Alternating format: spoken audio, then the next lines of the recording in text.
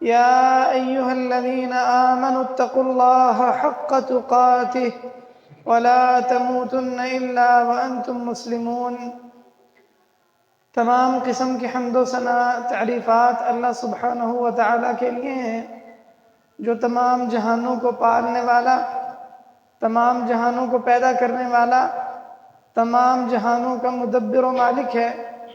اور اللہ رب العزت بے شمار درود و سلام نازل فرمائے نبی علیہ الصلاۃ کی ذات بابرکت پر، جنہیں اللہ رب العزت نے جن و انس کے لیے نبی بنا کر مبعوث کیا، اور تمام جہانوں کے لیے آپ کی ذات بابرکت کو رحمت بنایا۔ اور اللہ رب العزت نبی علیہ الصلاۃ کے صحابہ کرام، آپ پر ایمان لانے والی صحابیات اور آپ کی ازواج مطہرات سے راضی ہو۔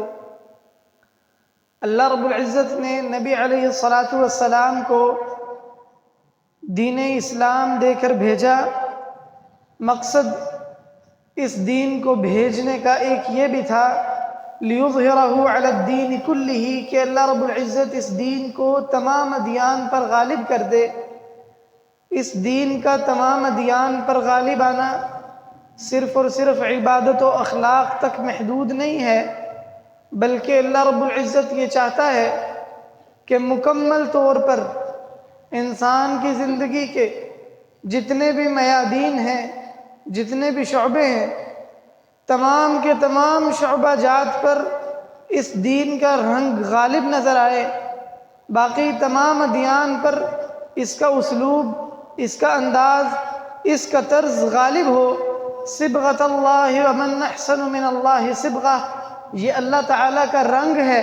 اللہ تعالیٰ اپنے اس رنگ میں مسلمانوں کو اور مسلمانوں کے تمام امور کو رنگنا چاہتا ہے، کہ مسلمانوں کے تمام تر اعمال، اقوال، افعال، تمام کے تمام اس طرح ہوں جس طرح اللہ رب العزت چاہتا ہے، جس طرح اللہ رب العزت نے اس دین اسلام میں نبی علیہ الصلاۃ پر وحی کی صورت میں نازل فرما دیا ہے۔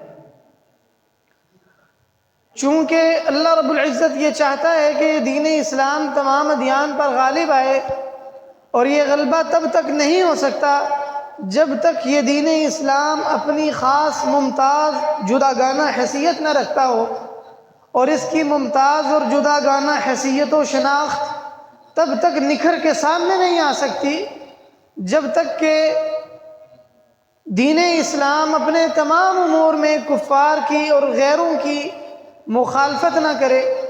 اس لیے دین اسلام میں اس بات پر بہت زیادہ زور دیا گیا ہے کہ انسان اپنے تمام اعمال میں یہود و نصارہ اور دیگر غیر مسلموں کی مخالفت کرے۔ نبی علیہ الصلاۃ نے عبادات، عقائد، معاملات، رسم و رواج، تمام چیزوں میں کفار کی مخالفت کی، حتیٰ کہ یہودی کہنے لگے کہ اس نبی نے کوئی چیز نہیں چھوڑی مگر اس نے ہماری مخالفت کی ہے۔ نماز پڑھنے کا طریقہ ہے تو نبی علیہ الصلاۃ نے نماز کے بعض طریقے سکھلاتے ہوئے خاص طور پر یہ بات سکھلائی کہ ایسے یہودی اور عیسائی کرتے، تم نے ایسا نہیں کرنا۔ نبی علیہ الصلاۃ نے نماز میں کوکھ پر ہاتھ رکھنے سے منع کیا۔ نبی علیہ الصلاۃ نے ایک خاص انداز کی جو یہودیوں اور عیسائیوں سے ملتی جلتی عبادت نہیں، ویسے کرنے کا حکم دیا ہے۔ آپ نے فرمایا کہ تم جوتیاں پہن کر نماز پڑھا کرو۔ اس کی وجہ یہ ہے کہ نبی علیہ الصلاۃ اپنی عبادت میں غیروں کی مخالفت چاہتے تھے۔ نبی علیہ الصلاۃ بعض اوقات جوتا پہن کر نماز پڑھا کرتے۔ اس کا معنی یہ نہیں ہے کہ نماز ہر وقت جوتا پہن کر ہی پڑھی جائے گی، مگر جب کبھی ممکن ہو، جوتا صاف ہو، جیسے نماز جنازہ ہے کسی پارک میں، یا عید کی نماز ہے کسی کھلی جگہ پر جہاں صاف جوتا پہن کر نماز پڑھنا ممکن ہے، تو اس سنت کو ادا کرنا چاہیے تاکہ عبادت کے اندر غیروں کی مخالفت کو کھل کر سامنے آئے۔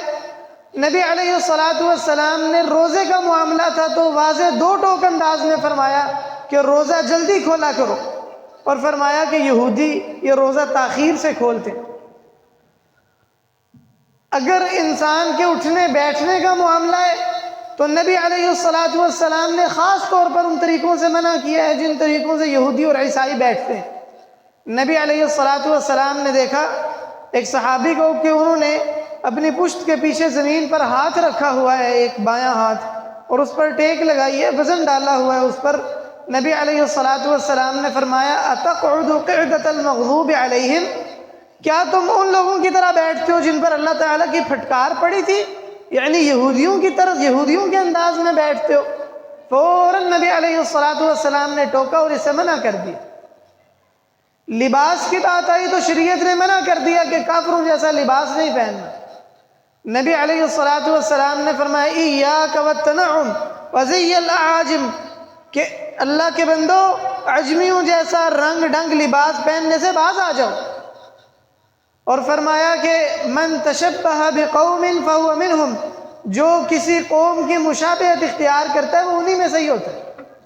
نبی علیہ الصلوۃ والسلام اول امر میں شروع میں جب مدینہ منورہ آئے تو اپنے بالوں کی مانگ نہیں نکالتے تھے درمیان سے، بلکہ بالوں کو سیدھا کر لیا کرتے۔ نبی علیہ الصلوۃ والسلام نے بعد میں یہودیوں اور عیسائیوں کے مخالفت میں یہ حکم جاری فرما دیا کہ تم نے اپنے بالوں کو سیدھا نہیں کرنا بلکہ مانگ نکالنی ہے۔ اس کے بعد سے نبی علیہ الصلوۃ والسلام مانگ نکالا کرتے، اپنے بالوں کو سیدھا آگے ماتھے پر چھوڑ نہیں دیا کرتے تھے تاکہ یہودیوں اور عیسائیوں کی مخالفت ہو جائے۔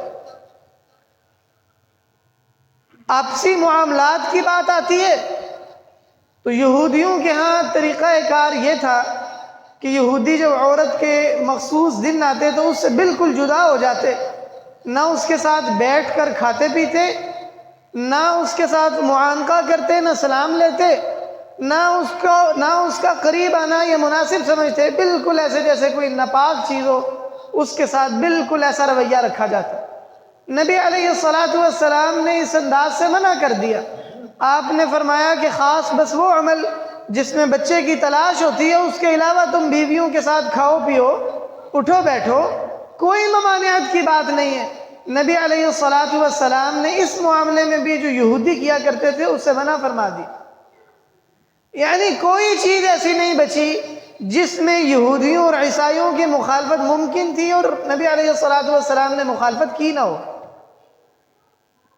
نبی علیہ الصلوۃ والسلام نے جن چیزوں میں یہودیوں اور عیسائیوں کی مخالفت کی ہے ان نمایاں ترین چیزوں میں ایک چیز انسان کا لباس ہے، جیسا کہ 2-3 چیزیں میں نے بھی آپ کے سامنے پیش بھی کی ہیں۔ نبی علیہ الصلوۃ والسلام نے لباس کے معاملے میں خاص طور پر کفار کی مشابہت سے منع کیا، اس لیے کہ لباس انسان کا سب سے پہلا مظہر ہے۔ لباس انسان کی ثقافت کو، انسان کے میلان کو، انسان کے قلبی رجحان کو اور انسان کے فکر میں موجود انسان کے رجحانات پر دلالت کرنے والی سب سے نمایاں چیز ہے۔ اس لیے شریعت نے لباس کے معاملے میں کفار کی مشابہت کے حوالے سے انتہائی سختی کی۔ شریعت قطعاً یہ نہیں چاہتی کہ کوئی مسلمان اپنے لباس میں وہ کافروں سے ملتا جلتا ہو، اور کافر یہ بخوبی جانتے ہیں کہ اسلام کا غلبہ تب تک باقی رہے گا جب تک کہ مسلمانوں کا لباس مسخ نہیں کر دیا جائے گا۔ اس لیے کافر جب کبھی بھی کسی کی ثقافت کو بگاڑنا چاہتے ہیں سب سے پہلا حملہ اس کے لباس پر ہوتا ہے، اس کی چال ڈھال پر ہوتا ہے۔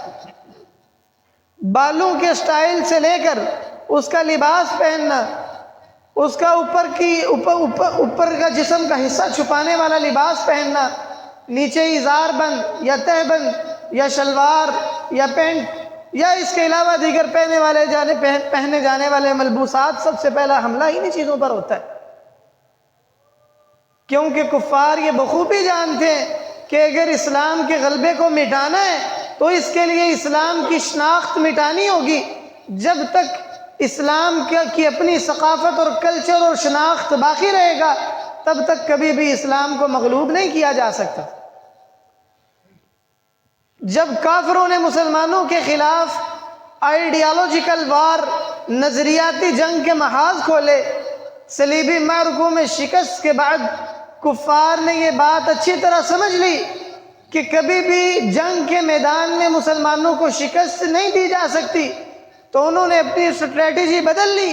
انہوں نے سوچا کہ مسلمانوں کو نظریات کی جنگ میں ہرانا چاہیے، سو انہوں نے سب سے پہلا مسلمانوں کی ثقافت، تمدن اور کلچر پر کیا کہ کسی طرح مسلمانوں کے ثقافت کو، کلچر اور تمدن کو مسخ کر کے رکھ دیں، مسلمان کی اپنی پہچان اور شناخت باقی نہ رہے۔ اس کے لیے مسلمانوں کے دلوں میں طرح طرح کے وسوسے اور تشکیکات پیدا کی گئیں۔ مسلمانوں کو یہ باور کرایا گیا کہ خوبصورت لگنے کا معیار وہ اسلامی کلچر نہیں ہے، بلکہ انسان تب تک خوبصورت، سلجھا ہوا، ایجوکیٹڈ پرسن تب تک نہیں محسوس ہو سکتا جب تک کہ وہ چٹی چمڑی والے انگریز کی نقل نہ کر لے۔ یہ بات ایسی پڑھا دی گئی، ایسی سکھا دی گئی اور مسلمانوں کے ذہنوں میں ایسی انڈیل دی گئی کہ مسلمان معاشروں میں رہنے والے کچھ ایسے افراد پیدا ہو گئے جو مسلمانوں کے علاقوں میں تو ضرور پیدا ہوئے تھے، لیکن ان کی فکر اور سوچ مکمل طور پر وہ مغرب کی پروردہ تھی۔ وہ چاہتے تھے کہ بالکل ہو بہو تمام کا تمام وہ کلچر جو مغرب میں پروان چڑھا ہے، جو مغرب میں موجود ہے، وہ مسلمانوں پر بھی نافذ کر دیا جائے۔ لہٰذا وہ یہ کوشش کرتے کہ کسی طرح مسلمانوں کو بھی اسی کلچر کا عادی بنایا جائے جو یہودیوں اور عیسائیوں کا اور اہل مغرب کا کلچر ہے۔ مسلمانوں کے ذہنوں کو اتنا زیادہ مسخ کر کے رکھ دیا گیا کہ بعض وہ لوگ جو مغرب سے متاثر تھے انہوں نے یہاں تک لکھا ہے، وہ کہتے ہیں کہ ہم نیپولین بوناپارٹ کے مصر پر حملے کی مسلمانوں کو مبارکباد دیتے ہیں کہ اس نے مصر کی اسلامی اور عربی شناخت کو مٹا کر رکھ دیا ہے اور تقدم اور آگے بڑھنے کا، ترقی کا ایک راستہ کھول دیا ہے کہ اب ہم مکمل طور پر مغرب کی نقالی کریں گے، ان کے جیسا لباس پہنیں گے، سروں پر ان کی طرح کا ہیٹ پہنیں گے۔ بلکہ ایک شخص نے جو مغرب سے متاثر تھا، اس شخص نے تو یہاں تک بات کہی، کہتا ہے ہم مغرب کی ہر کام میں نقالی کرنا چاہتے ہیں، حتیٰ کہ ہم چاہتے ہیں کہ اہل مغرب کی آنتڑیوں میں جو سوزش ہے، کاش وہ سوزش ہماری بھی آنتوں میں ہو، اور ہم یہ چاہتے ہیں کہ اہل مغرب کے معدے میں جو کچھ ہے وہ ہمارے معدے میں بھی ہو، یعنی ہم مکمل طور پر کافروں کے رنگ میں رنگے جائیں، مغربی ثقافت میں رنگے جائیں۔ اور یہ لوگ سمجھتے تھے جو مغرب سے متاثر تھے کہ اسلامی شناخت رکھنا یہ انسان کی ترقی میں رکاوٹ ہے، لہذا لازم ہے کہ اپنے معاشرے کو ترقی دینے کے لیے اسلامی شناخت کو ترک کر دیا جائے۔ ہمارے یہاں بر صغیر میں سر سید اور سر سید کے ہم نواؤں نے بالکل اسی مغرب پرستی کو پروان چڑھایا، کوشش کی کہ مسلمان کا لباس تراش خراش، وضع قطع، چال ڈال، رسم و رواج، ہر چیز میں مغرب کی پیروی کی جائے، کوئی بھی چیز ایسی چھوڑی نہ جائے جو پاکستان کا بر صغیر کا کلچر ہو، اسلامی شناخت ہو، مگر اس کو مسخ کر کے رکھ دیا جائے۔ کیونکہ وہ یہ بات بخوبی جانتے تھے کہ مغرب کی نمک حلالی تب تک ممکن نہیں ہے جب تک کہ مسلمان کی شناخت کو تبدیل نہیں کر دیا جائے گا۔ یہاں جس انداز سے اسلامی شناخت کی توہین کی گئی ہے، اسلامی کلچر کی توہین کی گئی ہے، وہ اصحاب عقول اور دانا لوگوں سے مخفی نہیں ہے۔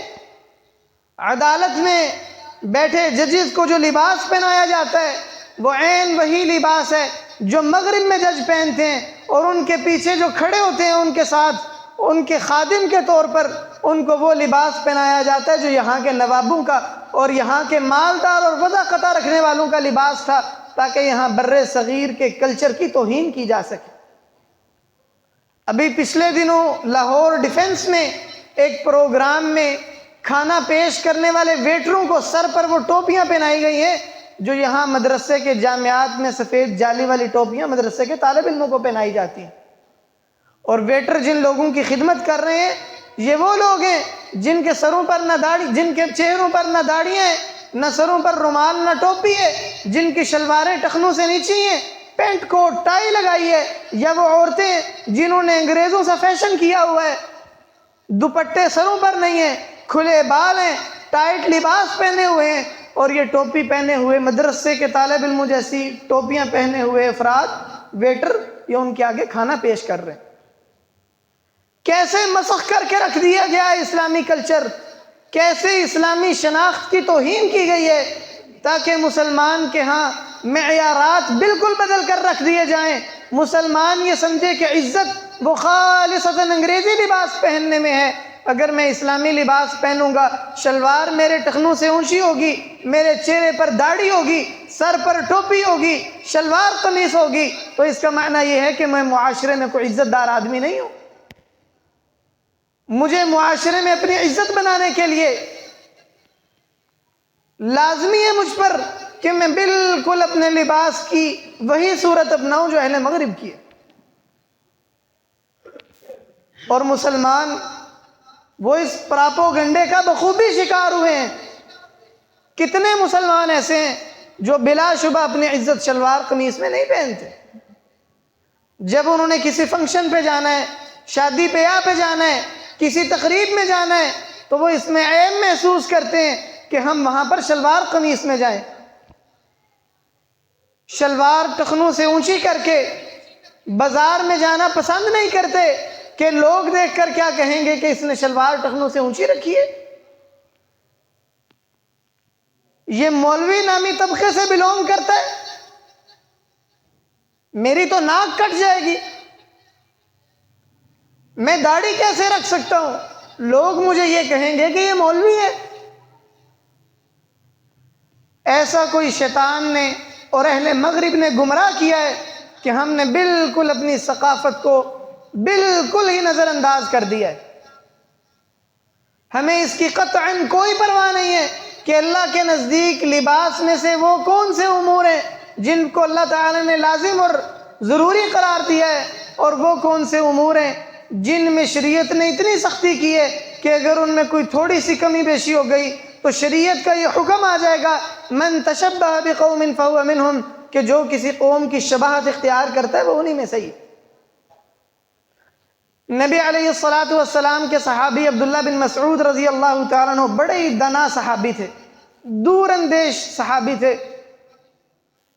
وہ اسلامی لباس کی اہمیت کو سمجھتے تھے، اور وہ اندازہ رکھتے تھے کہ آنے والے وقتوں میں ایک کلچرل وار ہوگی، ایک نظریاتی جنگ ہوگی، ثقافتی جنگ ہوگی، جس میں مسلمان کا اپنی ثقافت اور اپنے تمدن کو لازم پکڑنا یہ از حد ضروری ہوگا۔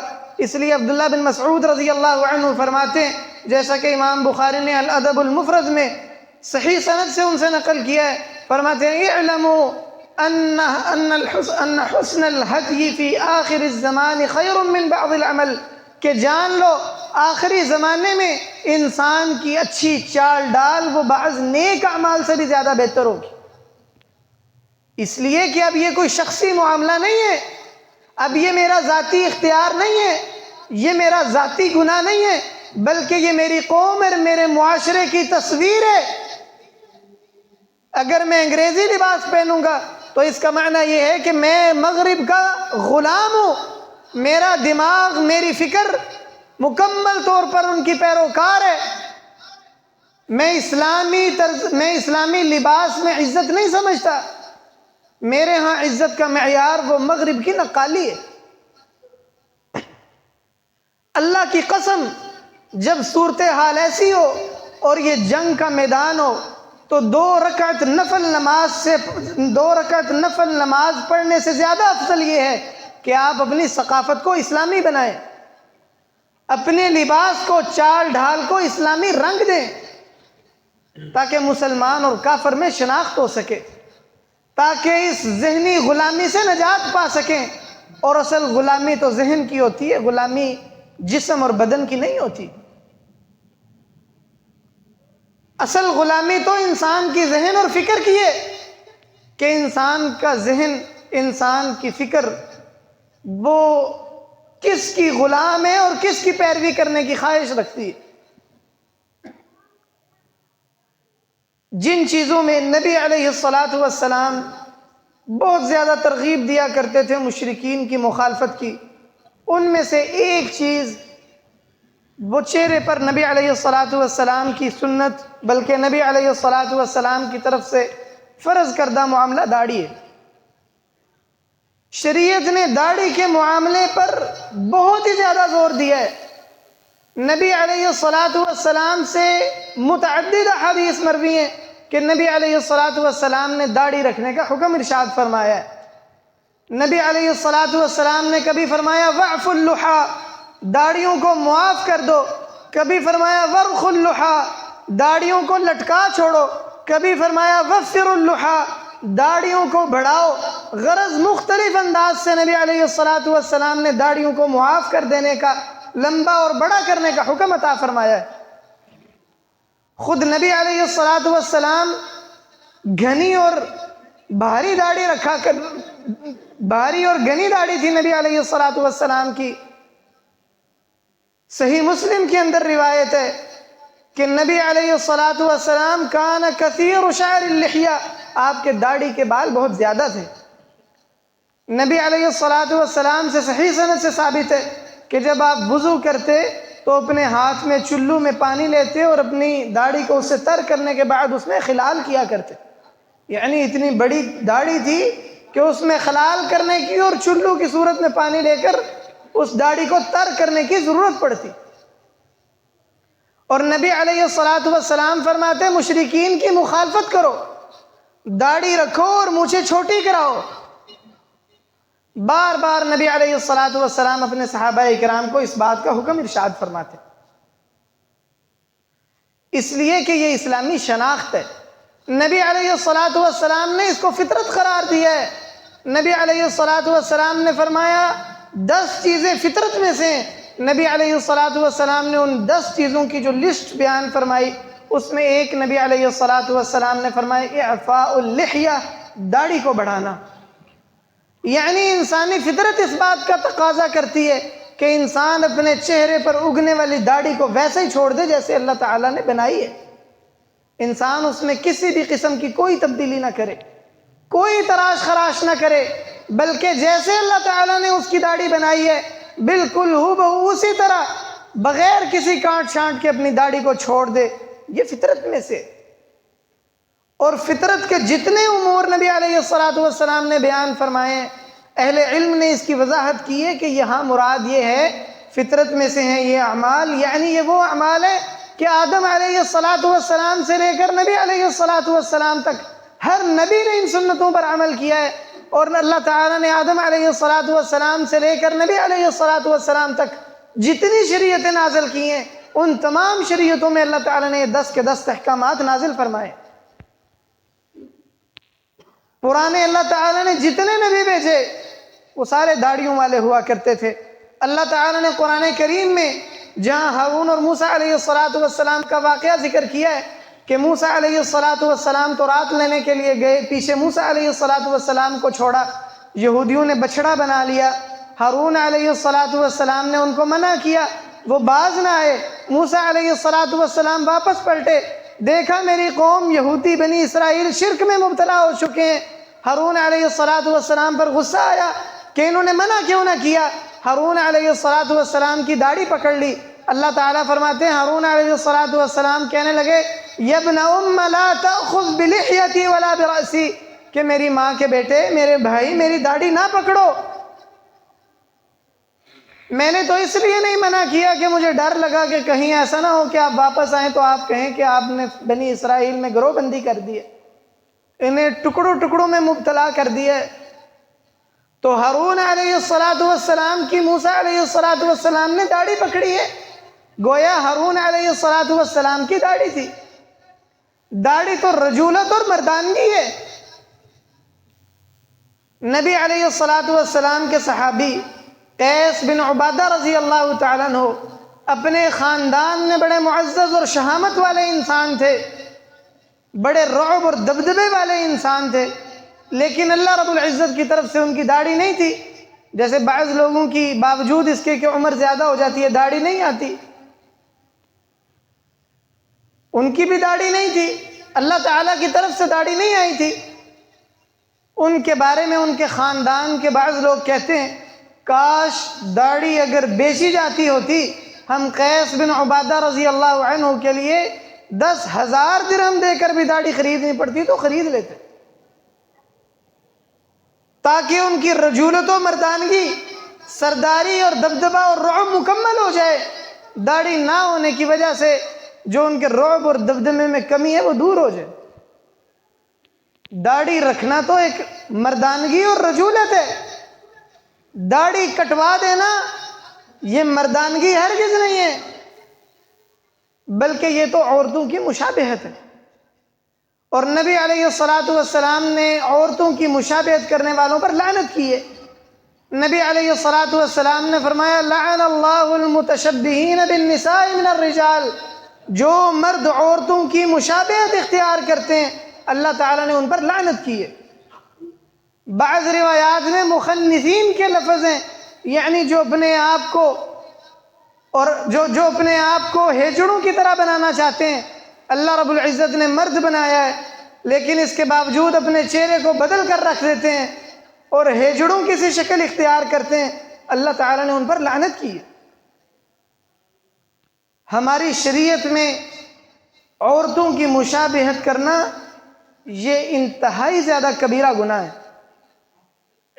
بعض لوگ یہ کہتے ہیں کہ اگر مونچھیں رکھ لیں، داڑھی منڈوا دی تو اب عورتوں سے کون سی مشابہت ہے، اب کون دیکھ کر کہے گا کہ یہ عورت ہے۔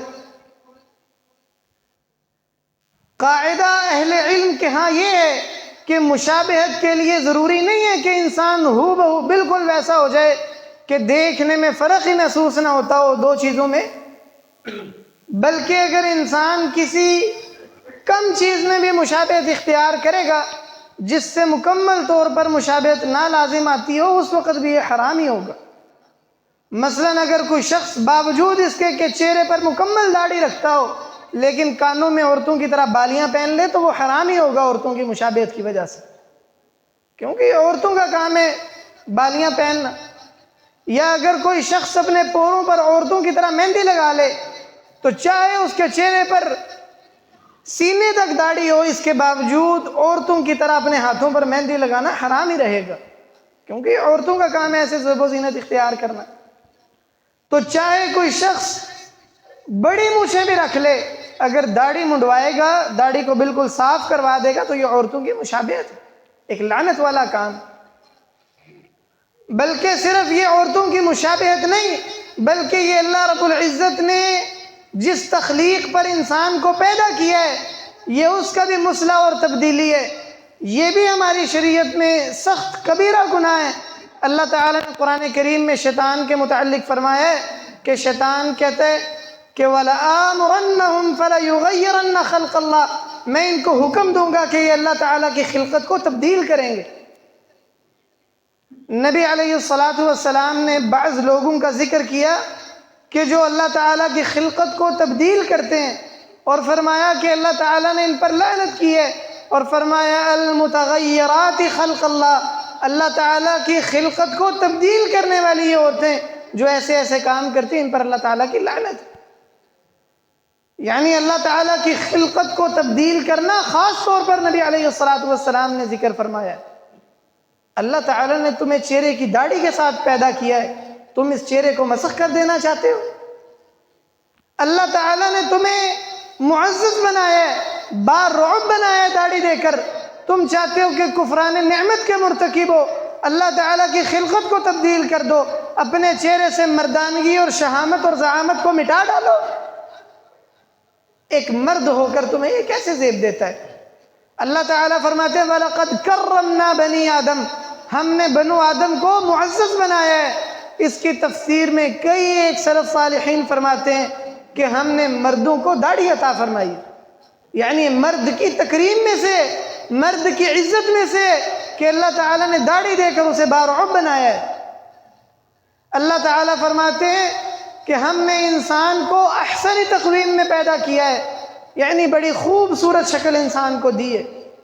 انسان داڑھی منڈوا کر اللہ تعالیٰ کی اس دی ہوئی خوبصورت شکل کو تبدیل کر کے رکھ دیتا ہے۔ کیا تم یہ سمجھتے ہو کہ تمہارا اپنے ذہن میں جو اللہ تعالیٰ کی یا مخلوق کی شکل و صورت کا تصور ہے، کیا وہ اللہ تعالیٰ کی دی ہوئی خلقت سے بڑھ کر ہے؟ کیا تم اللہ تعالیٰ سے زیادہ خوبصورت چیز بنانے پر قادر ہو؟ یقیناً انسان اس پر قادر نہیں ہے۔ اللہ تعالیٰ نے انسان کو جس شکل و صورت پر پیدا کیا، یقیناً وہی انسان کے لیے سب سے خوبصورت ہے۔ انسان کیسی کفران نعمت کا مرتکب ہوتا ہے کہ اللہ رب العزت کی طرف سے دی ہوئی خوبصورت داڑھی کو منڈوا ڈالتا ہے۔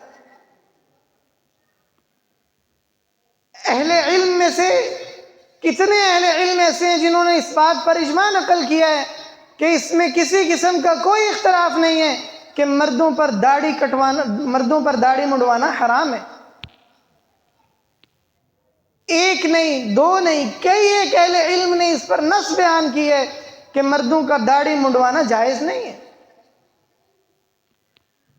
امام ابن حزم رحمہ اللہ ایک بہت بڑے عالم دین گزرے ہیں، 456 ہجری میں آپ کی وفات ہوئی ہے۔ آپ اپنی کتاب مراتب الاجماع میں لکھتے ہیں، فرماتے ہیں کہ اہل علم کا اس پر اتفاق ہے کہ داڑھی کو منڈوانا حرام ہے، اور یہ اپنے چہرے کا مسئلہ کرنے والی بات ہے۔ قطعاً کسی طور پر انسان کو اس کی اجازت نہیں ہے کہ وہ اپنی داڑھی کو منڈوا ڈالے۔ امام ابن تیمیہ رحمہ اللہ بہت بڑے عالم دین تھے، 728 ہجری میں آپ کی وفات ہوئی ہے۔ آپ امام ابن حزم رحمہ اللہ کی اس بات کی تائید کرتے ہوئے لکھتے ہیں، فرماتے ہیں داڑھی منڈوانے کو کسی ایک نے بھی جائز قرار نہیں دیا، بلکہ علماء کا اس پر اتفاق ہے کہ داڑھی منڈوانا شریعت میں اللہ تعالیٰ کے دین میں قطعاً حرام ہے۔ ایک بہت بڑے حنفی عالم ابن عابدین رحمہ اللہ اپنی کتاب تنقیح الفتاوی میں لکھتے ہیں، فرماتے ہیں اللخذ من اللحیۃ دون القبضۃ کما یفعل بعض المغاربہ ومخنثۃ الرجال لم یبح احد، کہ جس طرح بعض ہیجڑے ٹائپ کے مرد، خواجہ سرا ٹائپ کے مرد اپنی داڑھی کو ایک مٹھ سے بھی نیچی کاٹ لیتے ہیں، فرماتے ہیں اس کو کسی عالم نے بھی جائز قرار نہیں دیا۔ ایک بہت بڑے عالم علی محفوظ رحمہ اللہ اپنی کتاب الابداع فی مظاہر الابتداع میں لکھتے ہیں، فرماتے ہیں وقد اتفقت المذاہب الاربعۃ علی وجوب توفیر اللحیۃ وحرمت حلقها، کہ ائمہ اربعہ کا، حنفیوں کا، شافعیوں کا، مالکیوں کا، حنابلہ کا، تمام علماء کا اس بات پر اتفاق ہے کہ داڑھی منڈوانا اللہ تعالیٰ کے دین اور اللہ تعالیٰ کی شریعت میں حرام ہے۔ حنفی عالم امام حفص فقی رحمہ اللہ، جو حنفیوں کے ہاں بہت بڑے عالم ہیں، اپنی کتاب الدر المختار میں فرماتے ہیں، کہتے ہیں یحرم علی الرجل قطع لحیتہ، آدمی پر اپنی داڑھی کو کٹوا ڈالنا حرام ہے۔ امام ابن عابدین رحمہ اللہ اپنی کتاب میں احناف کا یہ مسلک نقل کرتے ہیں، فرماتے ہیں کہ احناف کے نزدیک داڑھی کو منڈوا ڈالنا حرام ہے، اس کی قطعاً کسی صورت پر بھی گنجائش نہیں ہے۔ مالکی علماء کے ہاں بھی معاملہ ایسا ہی ہے۔ امام مالک رحمہ اللہ فرماتے ہیں، جیسا کہ امام ابن عبد البر رحمہ اللہ نے نقل کیا ہے، ایک بہت بڑے مالکی عالم ہیں، فرماتے ہیں کہ امام مالک رحمہ اللہ فرماتے ہیں کہ داڑھی کو چھوڑ دیا جائے گا، داڑھی کو منڈوایا اور داڑھی کا حلق نہیں کیا جائے گا، داڑھی کو منڈوایا نہیں جائے گا۔ خود امام ابن عبد البر رحمہ اللہ فرماتے ہیں، کہتے ہیں داڑھی کو منڈوانا حرام ہے، جیسے بعض ہیجڑے لوگ کرتے ہیں ویسا کرنے کی مسلمانوں کو اجازت نہیں ہے۔ آپ دیکھیں کہ علماء نے کیسے یہ دو ٹوک انداز میں لکھا ہے کہ داڑھی کو کٹوانا یہ ہیجڑے اور خواجہ سرا لوگوں کا کام ہے، ایک مرد کا کام نہیں ہے کہ وہ اپنی داڑھی کو منڈوا ڈالے۔ آپ میں سے کون یہ پسند کرے گا جس کو یہ طعنہ دیا جائے کہ تم خواجہ سراؤں کی مانند ہو، تم عورتوں کی مانند ہو؟ یقیناً یہ انسان کے لیے عیب اور گالی کی بات ہے کہ انسان کو ہیجڑوں کی مانند قرار دیا جائے، لیکن کوئی شک نہیں ہے کہ داڑھی منڈوانے والا شخص داڑھی منڈوا کر یہ ثابت کرتا ہے کہ اس کا مردانگی اور رجولت سے کوئی تعلق نہیں ہے۔ گویا وہ اپنے عمل سے یہ کہہ رہا ہوتا ہے کہ اللہ تعالیٰ تو نے مجھے مرد غلط بنایا ہے، مجھے تو عورت ہونا چاہیے کہ میں مردوں کی طرح اپنے چہرے پر داڑھی نہیں رکھنا چاہتا، مجھے یہی اچھا لگتا ہے کہ میں عورتوں کی مانند ہوتا، میرے چہرے پر کسی قسم کی کوئی داڑھی نہ ہوتی، کوئی رجولت اور مردانگی اور میرا رعب اور دبدبہ نہ ہوتا۔ مجھے تو اے اللہ گویا تو نے نعوذ باللہ غلط پیدا کر دیا۔ انسان، ایک مسلمان آدمی اپنے عمل سے ایسا کیوں کر سوچ سکتا ہے؟ اپنے عمل سے ایسا اظہار کیوں کر سکتا ہے کہ میں اپنے عمل سے گویا یہ ظاہر کروں کہ میں مرد بننا ہی نہیں چاہتا تھا؟ یقیناً کوئی مرد اس کو پسند نہیں کرتا۔ ایک اور مالکی عالم امام ابن بطال رحمہ اللہ فرماتے ہیں، کہتے ہیں کہ داڑھی کو منڈوانا جائز نہیں ہے۔ نبی علیہ الصلاۃ والسلام کا حکم یہ ہے کہ داڑھی کو معاف کر دیا جائے گا۔ ایک اور مالکی عالم امام قرطبی رحمہ اللہ فرماتے ہیں، کہتے ہیں لا یجوز حلقها، داڑھی کو منڈوانا جائز نہیں ہے۔ شافعی مذہب کے علماء نے بھی یہی بات نقل کی ہے۔ ایک شافعی عالم ابو عبداللہ الحلیمی رحمہ اللہ فرماتے ہیں، کہتے ہیں لا یحل لأحد ان یحلق لحیتہ، کسی کے لیے بھی جائز نہیں ہے کہ وہ اپنی داڑھی کو مونڈ ڈالے۔ امام غزالی جو کہ بہت بڑے شافعی عالم تھے، اپنی کتاب احیاء علوم الدین میں فرماتے ہیں، کہتے ہیں وَبِهَا يَتَمَيَّزُ الرِّجَالُ مِنَ النِّسَاءِ، داڑھی سے ہی مردوں عورتوں میں تفریق ہوتی ہے، جس کی داڑھی نہیں ہے گویا اس میں اور عورت میں کوئی فرق نہیں ہے۔ ایک اور شافعی عالم امام ماوردی رحمہ اللہ فرماتے ہیں، کہتے ہیں وَلَا يَجُوزُ أَن تُحْلَقَ لِحْيَتُهُ، ایسا قطعاً جائز نہیں ہے کہ آدمی کی داڑھی کو مونڈ دیا جائے۔ حنابلہ علماء نے بھی یہی مسئلہ ذکر کیا ہے۔ امام ابن الجوزی رحمہ اللہ جو کہ بہت بڑے حنبلی عالم تھے، انہوں نے کسی شخص کے بارے میں لکھا ہے کہ اس شخص کی داڑھی منڈوا دی گئی۔ فرمانے لگے کہ انہوں نے ایسے گھٹیا کام کیے ان لوگوں نے کہ جو شرعاً ممنوع ہے، جن کی شرعاً کوئی اجازت نہیں۔ گویا امام ابن الجوزی رحمہ اللہ یہ فرما رہے ہیں کہ داڑھی منڈوانے کی شریعت میں کوئی اجازت نہیں ہے۔ امام ابن تیمیہ رحمہ اللہ فرماتے ہیں وَيَحْرُمُ حَلْقُ لِحْيَتِهِ، کہ آدمی کا اپنی داڑھی کو مونڈ دینا حرام ہے۔ ایک اور حنبلی عالم سفارینی رحمہ اللہ فرماتے ہیں وَالْمُعْتَمَدُ فِي الْمَذْهَبِ حُرْمَةُ حَلْقِ اللِّحْيَةِ، حنبلی مذہب میں قابل اعتماد بات یہی ہے کہ داڑھی کو مونڈنا حرام ہے، اس کی شریعت میں کوئی گنجائش نہیں ہے۔ بلکہ جو شخص داڑھی نہیں رکھا کرتا تھا، اہل علم اس کا گویا مذاق اڑایا کرتے تھے۔ امام طبری رحمہ اللہ نے اپنی تاریخ طبری میں ایک شخص کا تذکرہ کیا ہے جس کی داڑھی نہیں تھی، تو اس کا گویا ایک حقارت والے انداز میں تذکرہ کیا ہے۔ فرماتے ہیں اس شخص نے عورتوں کی مشابہت اختیار کر لی اور اپنی داڑھی کو مونڈ ڈالا۔ آپ دیکھیں کہ یہ علماء سارے کے سارے ایک زبان ہو کر کیسے یہ بات کہہ رہے ہیں کہ مرد کے لیے داڑھی منڈوانا جائز نہیں ہے۔ کوئی ایک ایسا عالم نہیں ہے جو یہ سمجھتا ہو کہ داڑھی منڈوانے میں کوئی حرج کی بات نہیں ہے، بلکہ تمام کے تمام علماء اس بات پر متفق ہیں کہ اللہ رب العزت کا دین یہی ہے کہ انسان اپنے چہرے پر نبی علیہ الصلاۃ والسلام کی یہ سنت ویسے ہی چھوڑ دے جیسے اللہ تعالیٰ نے بنائی ہے۔ اس داڑھی کو منڈوا کر اللہ تعالیٰ کی معصیت اور نافرمانی کا ارتکاب نہ کرے۔ آپ اندازہ کریں کہ داڑھی منڈوانے والا شخص کس قدر سخت گناہ کا مرتکب ہوتا ہے کہ وہ اپنے تمام کے تمام اوقات گناہ میں گزارتا ہے، داڑھی منڈواتا ہے، گناہ کرتا ہے، اور جب تک اس کے چہرے پر داڑھی نہیں اگتی اسی گناہ میں مبتلا رہتا ہے کہ اس نے اللہ تعالیٰ کی خلقت کو بھی تبدیل کیا ہوا ہے، عورتوں کی مشابہت بھی کی ہوئی ہے، اور مغرب کی ثقافت اور کلچر کو بھی اپنایا ہوا ہے۔ وہ نماز پڑھ رہا ہے گناہ میں، سو رہا ہے تو گناہ میں، کھانا کھا رہا ہے تو گناہ میں، غرض قرآن پاک کی تلاوت کر رہا ہے گناہ میں، غرض ہر کام میں ہی گناہ میں ہے کہ اس نے داڑھی منڈوا کر ایک ایسے گناہ کا ارتکاب کیا جو گویا اب اس کے ساتھ چمٹ گیا ہے۔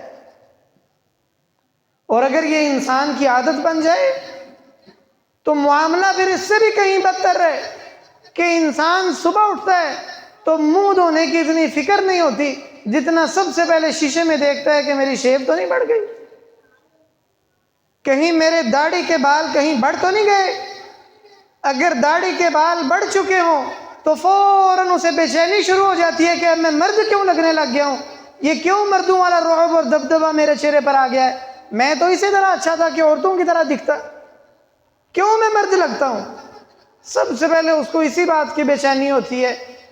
بس جو ہی اسے وقت ملتا ہے فوراً سب سے پہلے حجام کی دکان پر یا خود ہی سب سے پہلے اس طرح پکڑ کے تو نبی علیہ السلام کی سنت کو گندے پانی میں بہا دیتا ہے۔ کیا عزت کی اس نے نبی علیہ السلام کے حکم کی، کیا اس نے ادب کیا نبی علیہ السلام کے بنائے ہوئے چہرے کا، کیا اس نے ادب کیا نبی علیہ السلام کی شریعت کا، کیا اس نے لاج رکھی اس رجولت اور مردانگی کی جس پر اللہ رب العزت نے اس کو پیدا کیا۔ اور داڑھی نہ رکھنے کے عجیب و غریب قسم کے بہانے تراش لیے۔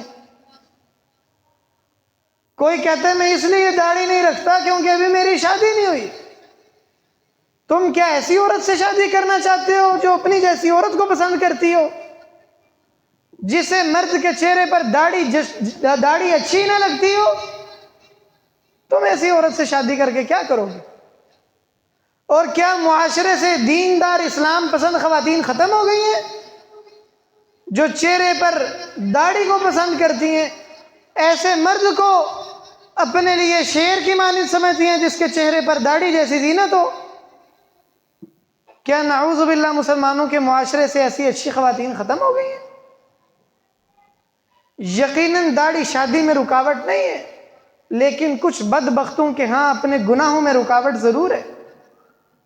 وہ اپنے ناجائز تعلقات کی خاطر اور ان بےہودہ اور بد اخلاقی والے معاملات کی خاطر جو اللہ تعالیٰ نے حرام کر دی ہیں داڑھی رکھنے کے لیے تیار نہیں ہوتے۔ داڑھی پاک دامنی میں اور شادی میں رکاوٹ کبھی نہیں ہے۔ بعض لوگ داڑھی اس لیے کٹوا دیتے ہیں کہ ہمارا خاندان نہیں مانتا۔ کیا تمہارا خاندان اللہ تعالیٰ سے بڑھ کر تمہارے لیے قابل احترام ہے؟ کیا تمہیں اپنے خاندان کی ناراضی کا ڈر اللہ تعالیٰ کی ناراضی سے زیادہ ہے جو تم اپنے خاندان کی خاطر داڑھی نہیں رکھتے کہ میرے خاندان والے ناراض ہو جائیں گے؟ کیا جب تم قبر میں جاؤ گے یہ خاندان والے تمہارے کام آئیں گے؟ کیا یہ قیامت کے روز سفارش کر کے تمہیں اللہ تعالیٰ سے بچائیں گے؟ کیا جب منکر نکیر آئیں گے تو کیا یہ تمہارے خاندان والے آڑ بن کر کھڑے ہوں گے؟ تم کس حقیر سی مخلوق کی خاطر اللہ تعالیٰ کی نافرمانی کر رہے ہو؟ تمہیں اللہ تعالیٰ کا ڈر اور خوف نہیں ہے؟ اور بعض لوگوں کا مسئلہ ذہنی غلامی ہے کہ اگر داڑھی رکھ لی تو لوگ کہیں گے کہ یہ تو مولوی ہو گیا ہے، ہمیں تو طعنے ملنے شروع ہو جائیں گے۔ یہ بعین ہی وہی معاملہ ہے جو اللہ رب العزت نے کافروں کے بارے میں نقل کیا ہے، ذکر فرمایا ہے وَإِذَا قِيلَ لَهُ اتَّقِ اللَّهَ أَخَذَتْهُ الْعِزَّةُ بِالْإِثْمِ فَحَسْبُهُ جَهَنَّمُ، کہ جب اسے کہا جاتا ہے اللہ تعالیٰ کا تقوی اختیار کرو، أَخَذَتْهُ الْعِزَّةُ بِالْإِثْمِ، تو گناہ میں جو اسے عزت ملی ہے وہ اس کے پاؤں کی بیڑیاں بن جاتی ہے۔ اسے لگتا ہے کہ اگر میں تقوی اختیار کروں گا، نیکی کروں گا تو مجھے تو طعنے ملیں گے، میری تو ناک کٹ جائے گی، لوگ کیا کہیں گے؟ بعین ہی جب اسے داڑھی رکھنے کا کہا جاتا ہے تو کہتے ہیں میرے خاندان والے کیا کہیں گے، میرے دوست کیا کہیں گے، کالج اور یونیورسٹی کے میرے ساتھ کے اسٹوڈنٹس کیا کہیں گے، جہاں میں جاب کرتا ہوں وہاں باس کیا کہے گا، کہیں مجھے نوکری سے نہ نکال دے، کہیں مجھے یہ نہ کہا جائے کہ تم مولوی ہو گئے ہو، کہیں مجھے ایسی نظروں سے دیکھا نہ جائے جن نظروں سے ان لوگوں کو دیکھا جاتا ہے جو متدین اور بارش اور دیندار حضرات ہوتے ہیں۔ کتنا عجیب معاملہ ہے کہ ہم لوگوں کے طعنوں سے تو ڈرتے ہیں لیکن اللہ رب العزت کا ہمیں خوف نہیں۔ ہمیں یہ خوف ضرور ہے کہ لوگ کیا کہیں گے، لیکن یہ خوف نہیں ہے کہ اللہ تعالیٰ کے سامنے ہم جواب کیا دے پائیں گے۔ بعض لوگوں کی داڑھی نہ رکھنے پر دلیل بہت ہی عجیب و غریب اور بڑی سطحی قسم کی ہوتی ہے. کہتے ہیں داڑھی رکھنے والے کون سے اچھے کام کرتے ہیں، بلکہ داڑھیوں والے تو زیادہ کاروبار میں گھپلا کرنے والے ہوتے ہیں. داڑھیوں والے تو جھوٹ بولتے ہیں، خیانت کرتے ہیں، فلاں ہوتے ہیں فلاں ہوتے ہیں. اصل میں تو ویسے یہ جھوٹی بات ہے اور خالصتاً ایک پراپوگنڈا ہے کہ میڈیا کے ذریعے سے صرف اور صرف مسلمانوں کو اسلامی ثقافت اور اہل علم سے دور کرنے کے لیے، دینی طبقے سے دور کرنے کے لیے اس معاملے کو ہوا دی جاتی ہے کہ جب کبھی بھی کوئی داڑھی والا شخص گناہ کا ارتکاب کرتا ہے تو اس کو کوریج دی جاتی ہے، بڑھا چڑھا کر بیان کیا جاتا ہے. اور اگر کوئی ایسا شخص جو چال ڈھال سے دیندار نہیں لگتا تو اس کے معاملے پر پردہ ڈالا جاتا ہے. حقیقت میں تو یہ ایک سازش ہے، حقیقت پر مبنی بات بھی نہیں ہے. لیکن بالفرض اگر یہ حقیقت پر مبنی بات بھی ہوتی تو تم داڑھی رکھ کر اچھے بن جاؤ، معاشرے کے لیے نمونہ بن جاؤ کہ نبی علیہ السلام کی سنت پر عمل کرنے والے اچھے لوگ بھی ہوتے ہیں. لوگ تمہیں دیکھ کر مثال دیں کہ فلانے شخص کی داڑھی ہے اور وہ اتنا متقی پرہیزگار ہے، اخلاق کا اچھا ہے، معاملات کا اچھا ہے، گپلا نہیں کرتا، جھوٹ نہیں بولتا، 2 نمبر مال نہیں بیچتا. تم اچھی مثال بن جاؤ. تمہیں کسی نے منع کیا ہے کہ داڑھی رکھنے کے بعد تمہیں کوئی اچھا کام نہیں کرنے دے گا. کتنی سطحی اور کتنی گری ہوئی بات ہے کہ داڑھی ہم اس لیے نہیں رکھتے کہ مولوی کون سے اچھے کام کرتے. ڈوب مرنا چاہیے ایسی بات کرنے والے کو. کتنی گری ہوئی اور کتنی سطحی بات کہہ رہا ہے وہ. اصل بات تو یہ ہے کہ جس نے اللہ رب العزت کے حکم کو ماننا ہو اس کے لیے یہ تمام کے تمام اعتراضات اور مسائل کوئی حقیقت نہیں رکھتے، اور جس نے اللہ رب العزت کی بات کو نہیں ماننا تو اس کے لیے اس سے بڑھ کر بھی دلائل آ جائیں اور مقابلے میں اس سے کمزور اس کے ذہن میں اٹھنے والے اعتراضات بھی ہوں تو بھی وہ اللہ رب العزت کی بات کی اتباع اور فرما برداری نہیں کرے گا. کیونکہ مسئلہ دلوں میں موجود ایمان کا ہے، مسئلہ فکر اور ذہن کا ہے کہ وہ غلام کس کی ہے. کیا وہ نبی علیہ السلام اور اللہ تعالیٰ کے بتائے ہوئے اور نازل کردہ دین کے مطابق جینا چاہتی ہے، یا کہ وہ مغربی کلچر کی غلام ہے اور ان کی طرح مکمل طور پر بن جانا چاہتی ہے. اصل مسئلہ تو یہ ہے. اللہ رب العزت ہم سب کو توفیق دے کہ ہم اپنی چال ڈال میں وضع قطع میں بالکل اسی طرح ہوں جس طرح اللہ رب العزت نے پسند فرمایا ہے ہمارے لیے. اقول قولی هذا واستغفر اللہ لی ولکم ولسائر المسلمین فاستغفروہ انہ هو الغفور الرحیم.